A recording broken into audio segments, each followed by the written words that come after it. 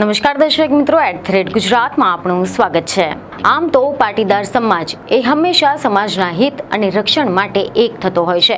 છેલ્લા ઘણા દિવસોથી પાટીદાર સમાજે દીકરીઓની સુરક્ષા મુદ્દે કમર કસી છે। ગામે ગામે જઈને પાટીદાર સમાજની દીકરીઓની સુરક્ષા માટે પહેલ કરવામાં આવી છે, પરંતુ હાલ તો પાટીદારોમાં એક એવો મુદ્દો સળગ્યો છે કે જેના કારણે પાટીદારોની વચ્ચે જે ફાંટા પડ્યા છે। જી હા, વિશ્વ ઉમિયા ફાઉન્ડેશનના પ્રમુખ આરપી પટેલે પાટીદાર સમાજને લઈને એક એવું મોટું અને ચર્ચાસ્પદ નિવેદન આપ્યું છે કે જેના કારણે સમાજમાં જ બે મત જોવા મળી રહ્યા છે। એવા અહેવાલ મળી રહ્યા છે કે વિશ્વ ઉમિયા ધામના પ્રમુખ આરપી પટેલે તાજેતરમાં જ કચ્છના નખત્રાણામાં પાટીદાર સમાજના એક કાર્યક્રમમાં પાટીદારોમાં પ્રચલિત વન ચાઇલ્ડ અને નો ચાઇલ્ડના ટ્રેન્ડને સમાજ માટે ઘાતક ગણાવ્યો હતો અને પરિવારજનોને 3 થી 4 બાળકોને જન્મ આપવા માટે અપીલ કરી હતી। અને તેમના આ નિવેદન બાદ પાટીદાર સમાજમાં જ વિરોધાભાસ જોવા મળી રહ્યો છે। કેટલાક નેતાઓ અને અગ્રણીઓ તેમની આ વાતને સમર્થન કરી રહ્યા છે, તો કેટલાક આરપી પટેલના નિવેદનથી અસહમત છે। તો ચાલો જાણીએ કે વિશ્વ ઉમિયાધામ ફાઉન્ડેશનના વડાએ એવું તો શું નિવેદન આપ્યું અને શા માટે આપ્યું, અને કેમ તેમના જ સમાજના આગેવાનો તેમને સમર્થન નથી આપી રહ્યા। આ સમગ્ર મામલો છે શું? તો સૌપ્રથમ આપણે વાત કરીશું કે આ આખો વિવાદ ક્યાંથી શરૂ થયો। તહેવાર એવા મળી રહ્યા છે કે કચ્છના નખત્રાણા ખાતે પાટીદાર વિદ્યાર્થી ભવનમાં કાર્યક્રમનું આયોજન કરવામાં આવ્યું હતું, જેમાં મોટી સંખ્યામાં કચ્છ કડવા પાટીદાર સમાજના સદસ્યો હાજર રહ્યા હતા। અને આ પ્રસંગે વિશ્વ ઉમિયા ફાઉન્ડેશનના વડાએ પાટીદાર સમાજના લોકોને અપીલ કરી હતી। તેમણે કહ્યું કે સમાજમાં વન ચાઇલ્ડનો એક નવો ટ્રેન્ડ ચાલુ થયો છે અને કેટલાક પરિવારે તો નો ચાઇલ્ડનો ટ્રેન્ડ શરૂ કર્યો છે। સમાજમાં ઘટતી જતી વસ્તી વચ્ચે અસામાજિક તત્વો દ્વારા જમીન અને મિલકતના જે પ્રશ્નો ઊભા થાય છે તે સામે સમાજ સંગઠિત થઈને નહીં લડે તો પછી આપણી સંપત્તિ અને જમીન જતા વાર નહીં લાગે। આ સમસ્યા એ માત્ર કચ્છ કડવા પાટીદાર સમાજની જ નથી, પરંતુ સમગ્ર સનાતની સમાજની છે।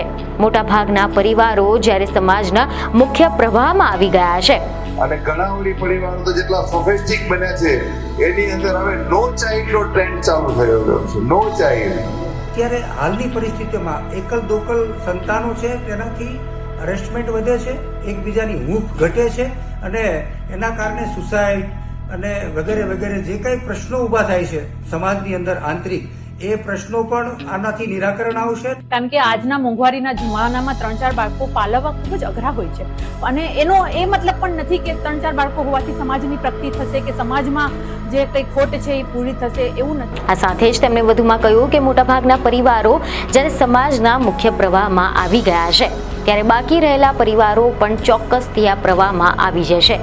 જેમ જેમ પરિવાર નાના થવા લાગ્યા છે તેમ તેમ સમાજમાં કાકા, મામા કે ફુવા જેવા પરંપરાગત સંબંધો પણ વિલુપ્ત થવા લાગ્યા છે। આજે ઘણા બધા ઘરોમાં આ સંબંધો જોવા પણ મળતા નથી। બજારમાં તો બોર્ડ લગાવવામાં આવે છે કે અહીંયા કાકા, મામા, ફુવા ભાડે મળશે। જો સમાજમાં આ સંખ્યાબળ ઘટવાનું ચાલુ રહેશે તો તેની સીધી અસર સામાજિક અને રાજકીય શક્તિ પર પણ પડવાની છે। ઘટતું જતું સંખ્યાબળ એ સમાજને રાજકીય રીતે પણ પાછળ ધકેલી શકે છે। તો હવે આ મુદ્દાએ નવી જ ચર્ચાને જન્મ આપી દીધો છે। કેટલાક લોકો આરપી પટેલની વાત પર સહમતિ વ્યક્ત કરી રહ્યા છે, તો કેટલાક તેમની વાતને રદિયો આપી રહ્યા છે। આ મામલે એસપીજીના અધ્યક્ષ લાલજી પટેલે અસહમતિ દર્શાવી છે, ત્યારે ભાજપના નેતા અને પાસ અગ્રણી અલ્પેશ કથિરિયાએ સહમતિ દાખવી છે। પાટીદાર સમાજના અગ્રણી નેતા દિનેશ બાંભણિયાએ પણ આ અંગે પોતાની પ્રતિક્રિયા આપી છે। હવે જો આપણે આના વિશે ડિટેલમાં વાત કરીએ તેવા સમાચાર સામે આવ્યા છે કે આ નિવેદન પર એસપીજીના અધ્યક્ષ લાલજી પટેલે અસહમતિ વ્યક્ત કરતા કહ્યું કે હું આરપી પટેલના નિવેદનને વખોડતો નથી, પરંતુ તેમની વાત સાથે હું સહમત નથી, કારણ કે બાળકો વધારવાથી સત્તા વધશે એવું હું નથી માનતો। સંગઠન મજબૂત હશે તો જ ધાર્યું પરિણામ મળી શકે છે। આજના સમયમાં દીકરા દીકરીઓ ભણેલા ગણેલા છે અને તેઓ પોતાની જ રીતે 1 કે 2 બાળકોનો નિર્ણય લે છે। આપણે જે પણ બાળક હોય, 1 હોય કે 2 હોય, તેમને સંસ્કાર આપીને હિન્દુ સમાજ અને ભારત દેશ માટે મજબૂત કરવું એ અમારું પ્રાધાન્ય છે। અમે વારંવાર સભાઓમાં બાળકોના સંસ્કારનું સિંચન કરવામાં આવે, કેવી રીતે કરવામાં આવે, ક્યાં ભણાવવામાં આવે, તેમનું ધ્યાન કેવી રીતે રાખવું તેની વાત કરતા હોઈએ છીએ। માત્ર બાળકોની સંખ્યા વધારવાથી સંગઠન મજબૂત થશે કે સત્તામાં ભાગીદારી મળશે તેવું હોતું નથી. ગુજરાતમાં 1.25 કરોડ પાટીદારો જો સંગઠિત રહે તો પછી બીજી કોઈ પણ જરૂરિયાત રહેતી નથી. જ્યાં સુધી ભાડાના લોકોની વાત છે તો તેઓ ફક્ત ત્યારે જ ઉપયોગી થાય છે કે જ્યારે કોઈ મોટું ફંક્શન હોય અને સંખ્યાબળ દર્શાવવું હોય. બાકી કોઈ પણ કાર્યક્રમ પરિવારની સાથે જ કરી શકાય. રાજનીતિની જો આપણે વાત કરીએ તો પહેલા તો રાજાઓ તલવારથી યુદ્ધ લડીને સત્તા મેળવતા હતા, જ્યારે આજે તેની જનસંખ્યા વધારે હોય તે લોકો સત્તામાં આવે છે. આરપી પટેલે આ જ રાજકીય દ્રષ્ટિએ વાત કરી છે કે વધુ સંખ્યાબળ સત્તા મેળવી શકશે. પરંતુ જેમ મેં કહ્યું તેમ ગુજરાતમાં દરેક પક્ષમાં પાટીદાર સમાજના ઘણા બધા નેતાઓ છે અને પાટીદાર સમાજ એ સંગઠિત છે એટલે સત્તામાં છે. કોઈ પણ સમાજ જ્યારે સંગઠિત હોય ત્યારે તે ચોક્કસ સત્તામાં આવી શકે છે. તેના માટે વધુ સંખ્યા હોવી જરૂરી નથી, પરંતુ જે પણ સંખ્યા હોય તે મજબૂત અને સંગઠિત હોવી જરૂરી છે. જો હિન્દુઓના પ્રશ્ન હોય તો હિન્દુઓ બધા અલગ અલગ જ્ઞાતિમાં વહેંચાયેલા છે, એટલે જ્યારે જ્ઞાતિવાદ થતો હોય તેવી જગ્યાએ લોકો ત્રાસ આપતા હોય છે. તો મારે એવું માનવું છે કે જો પણ હિન્દુ રહેતા હોય અને બહુ સંગઠિત રહેશો તો ભવિષ્યમાં આવી કોઈ પણ પ્રોબ્લેમ થવાની નથી. તો બીજી તરફ પાટીદાર અગ્રણી અલ્પેશ કથિરિયાએ પણ આરપી પટેલના નિવેદનને સમર્થન આપતા જણાવ્યું છે કે આજના યુવાનોમાં ટ્રેન્ડ ચાલી રહ્યો છે. લગ્ન પછીના ફેમિલી પ્લાનિંગમાં 1 ચાઇલ્ડ કે પછી નો ચાઇલ્ડની પોલિસી જે ઘડી રહ્યા છે તેનાથી કુટુંબી વ્યવસ્થાનો નાશ થાય છે. સભ્ય સમાજમાં બળ ઘટશે. સમગ્ર હિન્દુ સમાજ માટે આ ખતરો છે. દરેક બાબતે ચર્ચા વિચારણા થતી હોય છે, પરંતુ આવા મુદ્દાઓ ઉપર કોઈ પણ સમાજના આગેવાનો ખુલીને બોલતા નથી. ત્યારે આરપી પટેલે ખુલીને આ બાબતે ચર્ચા કરી છે, જે ખૂબ જ અભિનંદન પાત્ર છે. આ સાથે જ એવી પણ ખબરો છે કે અલ્પેશ કથિરિયાએ વધુમાં એમ પણ જણાવ્યું હતું કે આ મુદ્દા ઉપર કોઈ પણ કુટુંબને એવો ફોર્સ ન કરી શકાય કે આટલા બાળકો કરવા જ જોઈએ, પરંતુ બાળકો ઓછા હશે કે બાળકો નહીં હોય તો ભવિષ્યમાં શું થશે તે એક નવો ખતરો થવાનો છે. તો એની બાબતની ચિંતા અને મનન એટલા માટે થવું જોઈએ કારણ કે ભવિષ્યમાં 25 થી 20 વર્ષ પછી ભવિષ્યમાં સમાજને, હિન્દુ સમાજને કોઈકને કોઈક આ તકલીફ ન પડે. ચોક્કસ આંકડો અત્યારે આપણી પાસે ઉપલબ્ધ નથી, પરંતુ આંકડાકીય રીતે જો આપણે જોવા જઈએ ને સમજો કે આજથી 20 વર્ષ પહેલા હિન્દુ સમાજની વસ્તી હતી એના કરતાં વસ્તી ઘટી છે. સમાજની જો આપણે વાત કરીએ તો પાટીદાર સમાજની અંદર જે પહેલા આગળની પેઢીએ જે બાળકો હતા, અત્યારની પેઢીએ એ બાળકો નથી.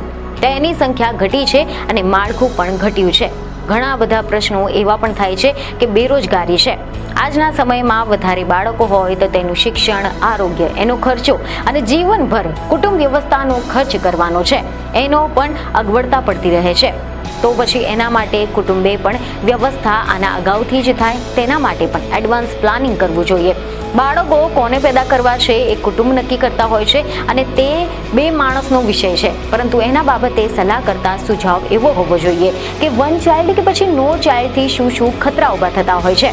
તો આ સિવાય આમ આદમી પાર્ટીના નેતા રેશમા પટેલે પણ પ્રતિક્રિયા વ્યક્ત કરી છે. તેમણે એવું જણાવ્યું છે કે વધુ બાળકો હોવાથી સામાજિક કે પછી રાજકીય પ્રગતિ ન થઈ શકે. 3 બાળક હોવા એ વાત સાથે હું સહમત નથી. લોકોમાં જાગૃતિ હોવી જોઈએ. વધુ બાળકો હોવા એ પરિવાર પર આધાર છે. યુવાનોમાં બેરોજગારી વધી રહી છે. પરિવારનું પાલન કરવું પણ મુશ્કેલ બન્યું છે. આવી મોંઘવારીમાં 3 થી 4 બાળકો પાલવવા અઘરા છે. આના ઉપરાંત યુવાનો જીવન ટૂંકાવી રહ્યા છે. દીકરીઓના પણ ઘણા બધા પ્રશ્ન છે. આવા બધા મુદ્દાઓને લઈને સમાજ જાગૃતિનું કાર્ય થવું જોઈએ, નહીં કે પછી 3 થી 4 સંતાનો થવાની સમાજની પ્રગતિ થશે કે પછી રાજકીય પ્રગતિ થશે એવું કશું જ નથી. આની સાથે જ આ નિવેદન મામલે પાટીદાર આગેવાન ગીતા પટેલે જણાવ્યું છે કે આરપી પટેલ એ પૈસાવાળા છે, એટલે એમને બાળકોના ખર્ચાઓ ખબર ન હોય. 4 થી 5 બાળકોને જન્મ આપવાની વાત સાથે હું સહમત નથી. આજે બાળકોને રોજગારી મળી રહી નથી, પાટીદાર દીકરાઓને કન્યાઓ મળી રહી નથી. આ બધી જ સમસ્યાઓ બાબતે પણ ધ્યાન આપવું જોઈએ. જ્યારે પાસ નેતા દિનેશ બાંભણિયાએ પણ આ અંગે પોતાની પ્રતિક્રિયા આપી છે. તેમણે જણાવ્યું છે કે હું આરપી પટેલના નિવેદન પર આંશિક રીતે સહમત છું. ઘરમાં 2 બાળક તો હોવા જરૂરી છે, પરંતુ વધારે બાળક હોવા જોઈએ તેમાં હું નથી માનતો.